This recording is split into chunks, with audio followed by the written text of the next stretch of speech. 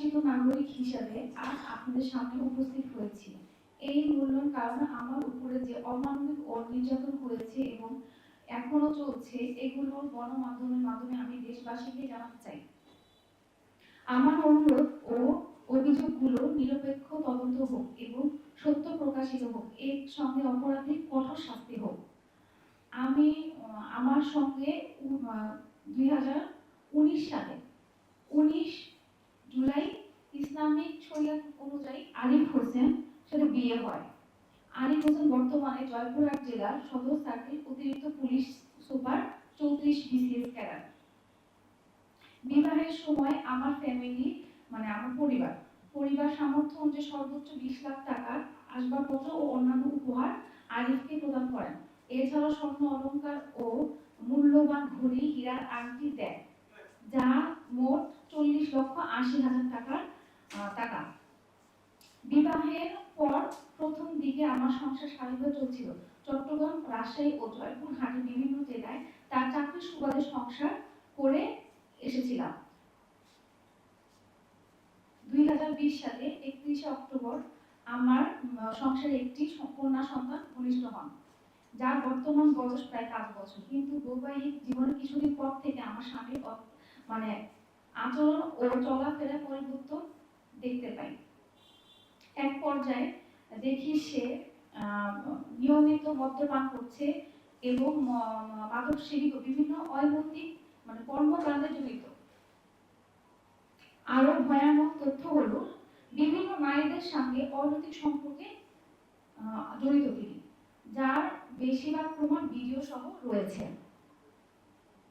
এমনকি আমার অনুপস্থিতিতে আমার বাসায় বিভিন্ন নারী এনে রাত কাটান বা বিভিন্ন সময় কাটান। কখনো কখনো তার বন্ধুদের নিয়ে নারীর সঙ্গ দেওয়ার জন্য, মদ্যপান করার জন্য ভাগাভাগি করে নিয়ে নারীদের সঙ্গে ভোগ করেন। এসবের প্রতিবাদ করলে নিয়মিত আমাকে শারীরিক ও মানসিক নির্যাতন করে। তারপরও আমি নির্বাকে আমার মেয়ের ভবিষ্যতের কথা চিন্তা করে আরিফ হোসেনের সকল অত্যাচার সহ ও সংসার করার অবশ্য আরো দেখতে পাই এবং কামরুন জাহান বিথির নামে এক মেয়ের সঙ্গে পরকীয়া জড়িয়ে পড়েন। সেই নারীকে আমার বাসায় এনে অনৈতিক সম্পর্ক চালিয়ে যেতে থাকেন। এই বিষয়টি নিয়ে রামপুরা থানায় গিয়ে আমি আইনগত পদক্ষেপ নিই। পরবর্তীতে আমার প্রতি আরো ক্ষোভ হয়ে ওঠেন এবং নির্যাতনের মাত্রা বাড়িয়ে দেন। এবং আরিফ নিজের পেশার দাপট দেখিয়ে আমাকে বিভিন্ন মামলার হুমকি ধামকি দিয়ে ধামাচাপা দিতে থাকেন। আরো কিছু করতে পারবো না, আমাকে বলে সবসময় আমি কিছু করতে পারবো না। এরপরে আমার পরিবারের কাছ থেকে বিভিন্ন সময় 40 লাখ টাকা আমি নিয়ে যৌতুক হিসাবে তাকে প্রদান করি। অন্যথায় আমাকে নিয়ে সংসার করবে না এই কথা বলে টাকা না দিবে। অবশেষে সংসার টিকানোর স্বার্থে আমি আমার বাবা মার গ্রামের জমি 40 লক্ষ টাকা বিক্রি করাই এবং নগদ টাকা কিছু ব্যাংকের চেকের মাধ্যমেও দেওয়া হয়। সেই টাকার মাধ্যমে আরিফ 12 লাখ টাকা দিয়ে কাগজপত্র বিহীন একটি প্রিমিয় গাড়ি কিনেন। এই সঙ্গে পূর্বাচলে জমি কেনেন এবং বিলাসী জীবনযাপন শুরু করেন। কিন্তু এরপর তার অত্যাচারের পরিমাণ পরিবর্তন হয়নি। এরপর 50 লাখ টাকা যৌতুক আবার দাবি করেন। পাশাপাশি বাবু নামের একটি ছেলে বন্ধুর মাধ্যমে নারী সংগ্রহ করেন এবং ভোগ করেন। এই টাকা দিয়ে স্বাভাবিকভাবে তার নারী ভোগ করার প্রতিবেদন আমি জানালে তার মধ্যে সে বিভিন্ন অত্যাচার শুরু করে। গত বছর 26 জানুয়ারি রাত আনুমানিক 3টা হবে, তো সে মদ্যপান করে এসে জয়পুরহাট বাসায় আমার যৌতুক দাবি করে প্রচুর অত্যাচার শুরু করেন। এর থেকে ছোট শিশু কন্যাকে নিয়ে আমি বের হয়ে আসি। সেদিন এক পর্যায়ে আমার সন্তান সহ আমাকে বাসা থেকে প্রাণে বাঁচার জন্য আশ্রয় নেওয়ার জন্য আমি উপরের বাসায় চলে যাই। তো উপরের বাসায় যখন যাই তখন সেই ক্ষেত্রে তারা আমার পরামর্শ দেয়, কারণ আমার তো অবস্থা অনেক খারাপ, আমার মুখ মাথা মেরে তো অস্বাভাবিক করে দিচ্ছে। তো সেই ক্ষেত্রে আমার বাচ্চার হাতে সে কামড় দেয়, বাচ্চাদের মাথায় মারে, মাথা ফুলে যায়। তো আমি বলতেছি যে আমি থাকবো না, আমি চলে যাবো, আমাদের মারো না। তো এক পর্যায়ে সে রান্নাঘর থেকে বটি নিয়ে আসে, আমার সে কুবাবে। তখন আমি আমার বাচ্চাকে বলি, মা তুমি মেন গেটের সামনে গিয়ে দাঁড়াও। তখন সে রান্নাঘর বলে জানতে যে আমি মেন গেট খুলে 5 তলায়, মানে আমার যে বিল্ডিং আমি 3 তলায় থাকতাম সে 5 তলায় চলে যায়। তো তারাও সরকারি চাকরি করে, তারা আমাদের বললো কি যেহেতু যেহেতু বড় অফিসার, আপনারা আমরা আমাদের বাসায় বেশিক্ষণ রাখতে পারবো না, তা আপনি ওনার সিনিয়রকে ফোন দেন বা তাদের সাথে যোগাযোগ করেন। তো এক পর্যায়ে আমি সাবেক যে আমাদের এসপি মহোদয় ছিল তাকে আমি ফোন দিই। এসপি মহোদয় 3টা 30 মিনিট কি 3টা 40 মিনিট আমার সঠিক মনে নেই, ওই টাইমটা এসে মানে ওসি সাহেবকে পাঠানো। তো 5 তলা থেকে ওসি সাহেব রাত 3টা 30 মিনিটে আমাকে থানায় নিয়ে যান। থানায় নিয়ে যাওয়ার পরে আমাকে মহিলা কনস্টেবল যে ছিল তার বাসায় আর কি আমার মোতায়েন করেন, যাতে মানে আলিফ আমাকে কোনো প্রবলেম বা কোনো কিছু না করতে পারে। তো এর পরের দিন সকালবেলা আমরা এসপি সাহেবের বাসায় যাই, মানে একটা সালিশ বিচার, মানে বিচার না অ্যাকচুয়ালি এসপি সাহেব ওকে বোঝানোর জন্যই মূলত ওকে ডেকেছিল। তো ডাকার এক পর্যায়ে ওই এতটাই মানে মত্ত অবস্থা ছিল, তো এসপি সাহেব লাস্টে আমাকে যিনি ছিলেন উনি আমাকে বললো যে, না এসপি সাহেবের নামটা একটু বলুন, ওনার হচ্ছে মিনা মাহমুদ। মিনা মাহমুদ। তো উনি হচ্ছে আমার বললো যে আমি যদি ওকে প্রেশার ক্রিয়েট করি, এখন যদি বাসায় গিয়ে আত্মহত্যা করে, এর লাইফে কে দিবে? তো এক পর্যায়ে তখন আমি তাকে বললাম যে আমার তো লাইফ রিস্ক ওর বাসায়, কারণ আমাকে সে অলরেডি বের করার চেষ্টা করছে আমার বাচ্চা সহ, আমি যে থাকবো তো আমার লাইফ রিস্কটা কি? পরে সে আমাকে 7 দিন 6 দিন কি 7 দিন আমি ওর বাসায় ছিলাম। থাকার পরও আমি নর্মাল স্বাভাবিক জীবনযাপন করার চেষ্টা করি তার সাথে, এবং মহিলা পুলিশও তাকে তার সাথে কথা বলার চেষ্টা করে বিষয়টা নিয়ে যে স্বাভাবিক ঠিক করা যায় না, যেটা আপনাদের বাচ্চা আছে। সে তাদের সামনে প্রতিনিয়ত বাজে আচরণ খারাপ ব্যবহার আমার সাথে করে। এবং আমি লাস্ট হচ্ছে মানে ঘটনাস্থলে আমার মেন যিনি উনি হচ্ছে যে সাবেক এসপি সাহেবও জানে, এবং পুরা জয়পুরহাটের যত পুলিশ মহোদয় আছেন তারা সবাই জানে, এবং ওসি সাহেবও জানেন যে উনি আমার সাথে কি পরিমাণ অত্যাচার করেছে। তো লাস্ট সাজেস্ট করে আপনি মামলা করেন।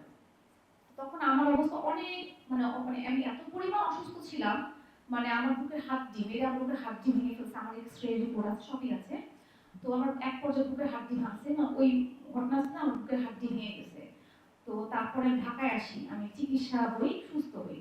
কিন্তু 7 দিন যে আমি ছিলাম আমার বাসায় 10 জন মহিলা কনস্টেবল হচ্ছে আমাকে প্রতিনিয়ত পাহাড়ে রাখছে, যাতে আমাকে সে মেরে না ফেলতে পারে এবং অত্যাচার না করতে পারে।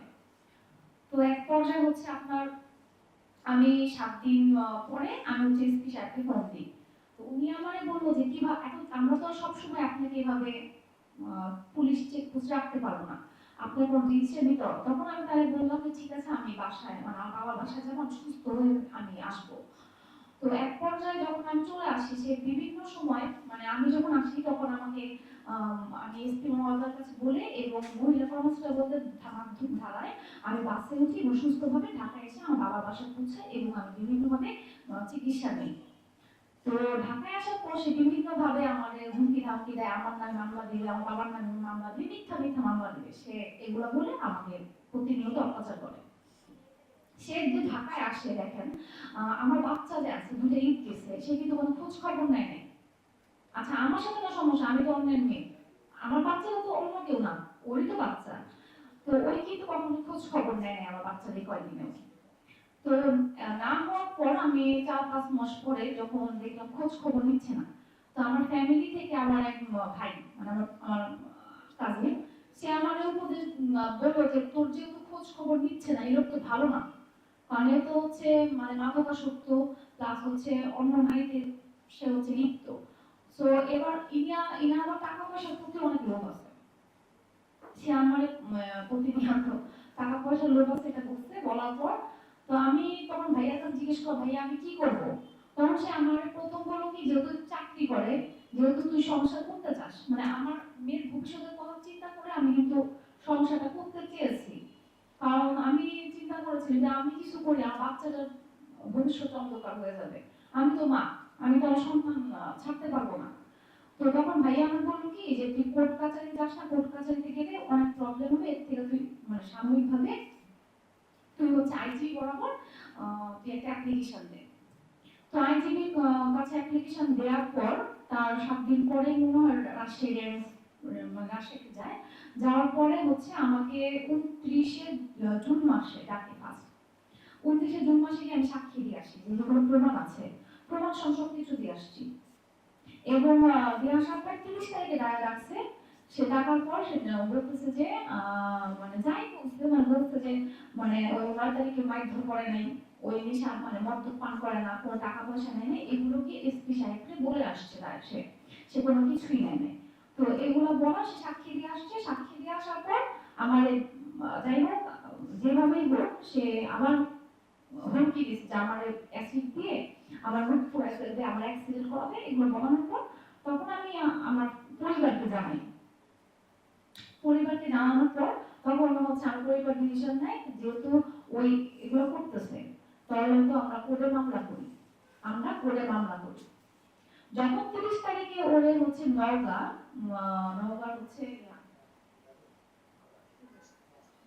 নওগাঁর এসপি সাহেব তারেক আহমেদ, উনি হচ্ছে ডাকে। ডাকার পর যখন এগুলো জিজ্ঞাসা করে না স্বীকার করবো, তখন আমি আমার বাবাকে জানাই যে আপু এরকম এরকম না স্বীকার করে, টাকা পয়সা তো দিচ্ছে, ও জমি কিনছে, গাড়ি কিনছে, ও কিছু স্বীকার করে না। তখন আপু বললো কি, আমরা তো এতদিন ওর মান সম্মানের দিকে চিন্তা করছি, মেয়ের সংসার টিকানোর জন্য চিন্তা করার জন্য আমরা কিছু করিনি। তখন আমার যে উকিল সাহেব উনি বলল তাহলে মামলা দায়ের করো, আর সে কিন্তু তোমাদের নামে মিথ্যা মামলা দিবে। তো আমরা 5 তারিখে ওর নামে মামলা দিই। পরীক্ষার কারণ বিভিন্ন সমস্যার কারণে মামলাটা আমি দিই। আর আমিও শারীরিকভাবে প্রচুর অসুস্থ ছিলাম। যখন আমি ছবিটা দেখবেন তখন আপনারা বুঝবেন যে কি পরিমাণ আমি অত্যাচার হয়েছি। আমি যে ছবিটা, এটা কিন্তু 1 মাস পরের ছবি। কেন 1 মাস পরের ছবি? আমার হাতে যে মোবাইলটা ছিল ওইখানে ওর অনেক প্রমাণ ছিল, ডকুমেন্ট ছিল। ওই ডকুমেন্ট নষ্ট করার জন্য 9 জানুয়ারি আমি পিছনে ঘটনাটা বললাম যে এসপি সাহেব যে পুলিশ দিয়ে আমাকে রিসিভ করেছে, কথা একটু মিস হয়েছে। তখন এক কনস্টেবল নাম হচ্ছে আরিফ, ওই কনস্টেবলকে দিয়ে 5 তলায় কিন্তু আমার মোবাইলটা আমি রেখেছিলাম। কারণ ঘটনাস্থলে জানি যে মোবাইলটা হারাই গেলে আমার কাছে অনেক ডকুমেন্ট থাকবে না। তো সেই ক্ষেত্রে আমি হচ্ছে যখন বাসায় আসলাম, আমি 5 তলায় মোবাইল আনতে গিয়েছি, তখন তারা আমাকে বলে যে আপনি তো থানা থেকে পুলিশ পাঠিয়ে মোবাইলটা নিয়ে নিছেন। তখন আমি ওই আপুটাকে বলি যে আপু আমি তো কোনো পুলিশ পাঠাইনি, তো আমার মোবাইলটা কি হলো? তো একটা টাইম আমার কাছে সন্দেহ হলো ওই লোকটারই। তখন আমি আপুকে ছবি দেখাই, ছবি দেখানোর পর সে আমার বলছে হ্যাঁ এই লোকটা মোবাইল নিয়ে গেছে। তো ঘটনা তো বিকালবেলা আমি ডাক্তার দেখাই কিন্তু বাসায় আসছি, ওই লোকের সাথে কিন্তু আমার দেখা হয়েছে বাসায়। তখন কিন্তু তখন সে কিন্তু বলে নাই যে মোবাইল যে ম্যাডাম আমি নিয়ে আসছি, সে কিন্তু একবার আমার এই কথাটা বলে নাই। রাত 11টা বাজে আমি যখন ফোন দিয়েছি সে বলতেছে না মোবাইল নিয়ে আসেনি, ফার্স্টে সে স্বীকার করছে। সেকেন্ড টাইম ফোন দেওয়ার পর স্বীকার করছে হ্যাঁ সে মোবাইল নিয়ে আসছে। তো ওইখানে আবার অনেক প্রমাণ ছিল, আরো এখন যেটা আছে ঠিক আছে, ওখানে মানে প্রমাণ হচ্ছে সে অভিযুক্ত, কিন্তু আরো প্রমাণ ছিল যে আমার বাবা টাকা পয়সা দিছে, ওগুলোর অনেক ডকুমেন্ট ছিল আমার ওই মোবাইলে। তো মোবাইলটাও সে টেকনিক্যালি মানে তার দোষগুলো ঢাকার জন্য সে টেকনিক্যালি মোবাইলটা সরাই ফেলছে আমার কাছ থেকে। তো আমি অবশ্য কিছু কিছু ভিডিও, কিছু কিছু প্রমাণ আমার গুগল ড্রাইভে সেভ করা ছিল, নাহলে আমি প্রমাণ করতে পারতাম না। আর প্রমাণ না দিলে কিন্তু কেউ বলতে পারবে সে দোষী। সেই প্রমাণগুলো যথেষ্ট, মানে সে দোষী প্রমাণ করার জন্য আমার যথেষ্ট এগুলো। তো এক পর্যায়ে মামলা দেওয়ার পর ওর মামলা সমন জারি হয় ওর মামলার। তো ওই আমার করছি 9 তারিখে আমার নামে মিথ্যা মামলা দিছে। মিথ্যা মামলা দিছে, মিথ্যা মামলা বলতে আমি ওর বাসা থেকে মালামাল চুরি করে নিয়ে আসছি। তারপর বিভিন্ন মানে আমি ওর মায়া মানে ওর অঙ্গ প্রত্যঙ্গ মানে মানে আগে কি বলে মায়া নাকি আঙ্গুল আলাদা করে ফেলছে, এরকম কিছু একটা মানে আমার উপর অভিযোগ দিছে। আর আমার বাবা মার নামে সে মিথ্যা চুরির মামলা দিছে, কিন্তু অথচ ঘটনাস্থল শুনে আমার বাবা মা কিন্তু এখানে ছিল না। আপনারা এখন তো মানে আধুনিক যুগ বা ইয়া আছেন, আপনারা আমিও চাবো যে আপনার সিডিআর বা বের করে আপনারা দেখতে পারবেন। আর আমার বাবা মা ওর বাসা কখনো যায় নাই বা যাইতো না। তো এখানে হচ্ছে মানে ওই কিছু হইলে আমাদের আত্মীয় স্বজনকে সে মিথ্যা মামলায় ঢুকাবে। এর আগেও আমার মানে কয়েকজন আত্মীয় স্বজনকে মিথ্যা মামলায় ঢুকাইছে এবং অনেক হ্যারাস করছে ওই, যাতে মানে কোনো প্রতিবাদ না করে। আমার বাবার নামে এই যে বয়স্ক একটা লোক তার নামে যে মিথ্যা মামলা দিছে, মানে এটা কেন দেওয়া হলো আমি ঠিকই বুঝলাম না। সে কি পারে আমার তার কর্মস্থানে সে তার ক্ষমতা ব্যবহার করে সে মিথ্যা মামলা, তার কর্মস্থান দিয়ে থানায় কিন্তু সে মামলা দিছে। এবং মামলা যে দিছে আমরা কিন্তু জিয়ারুর কাছ থেকে কপিটা পাইনি। কেন পাইনি? তার ক্ষমতার কারণে। এবং সেই কপিটা তার কাছে সে রেখে দিয়েছে, যাতে আমরা মামলার কপি না পাই, আমাদের নাম জানতে না পারি। আমরা অনেক কষ্ট করে কপিটা পরে পেয়েছি। প্রত্যেকটা ক্ষেত্রে অপব্যবহার করছে, প্রত্যেকটা মানুষকে সে হ্যারাস করছে, আমাদের ফ্যামিলি থেকে শুরু করে আমাদের থেকে সবাইকে। সে প্রতিনিয়ত আমাদেরকে অত্যাচার, প্রত্যেকটা নিয়ত আমাদের এখন সুস্থ একটা বিচার। কারণ আমার সাথে যা অত্যাচার হয়েছে এটা কিন্তু ফিরে আসবে না। আমার বাচ্চাটা ছোট থেকে যা দেখে আসছো এটা কিন্তু ফিরে আসবে না।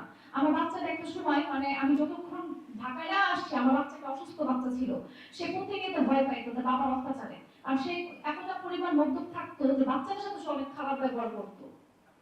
সংশ্লিষ্ট আইন শৃঙ্খলা বাহিনী বা উচ্চতর প্রশাসনিক যে পুলিশ প্রশাসন আছে ওখানে কি কোনো অভিযোগ দিয়েছে? হ্যাঁ, আমি আইজি বরাবর দুইবার অভিযোগ দিয়েছি, কিন্তু এখান থেকে আমি কোনো রেজাল্ট পাইনি। রেজাল্ট পাইনি বলে আপনাদের কাছে আমি এসেছি সুস্থ মানে বিচার পাওয়ার জন্য, যাতে আমি সুস্থ একটা বিচার পাই।